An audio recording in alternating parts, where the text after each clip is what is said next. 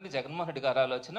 మేము దాన్ని క్యాన్సిల్ చేసి ఈ 3, 4, 5 తరగతుల పిల్లల్ని వెనక్కి పంపించేసి ప్రైమరీ స్కూల్స్ని స్ట్రెంథన్ చేస్తామని చెప్పినారు.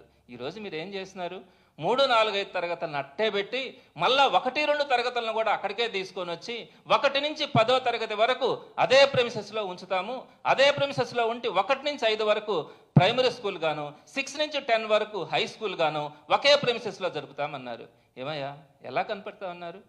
3వ తరగతి నుంచి మీరు 3, 4, 5 తరగతుల్ని వెనక్కి తీసుకొని వస్తామని మళ్ళీ 1, 2 తరగతులను కూడా అక్కడికే తీసుకొని వచ్చి ఒకే ప్రెమిసెస్లో ఈ 2 వ్యవస్థల్ని మీరు కంటిన్యూ చేసి ఆ రెండింటికి కూడా ఒకే హెడ్ మాస్టర్, ఏదైతే హై స్కూల్ హెడ్ మాస్టర్ ఉన్నాడో ఈ రెండింటిని కూడా అతను మాత్రమే చూసుకోవాలా, అతను ఒక్కడే హెచ్ఎం అని చెప్పి మీరు చెప్తున్నటువంటి విధానం వ్యవస్థని ఏం చేయాలనుకుంటా ఉన్నారు?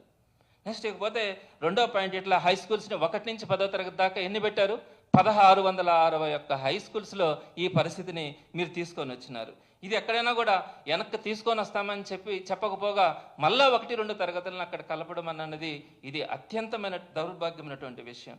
ఇకపోతే జగన్మోహన్ రెడ్డి గారు 117 జీవో ద్వారా హై స్కూల్ ప్లస్ వ్యవస్థని ఇంటర్మీడియట్ దాకా గ్రామీణ విద్యార్థులందరికీ కూడా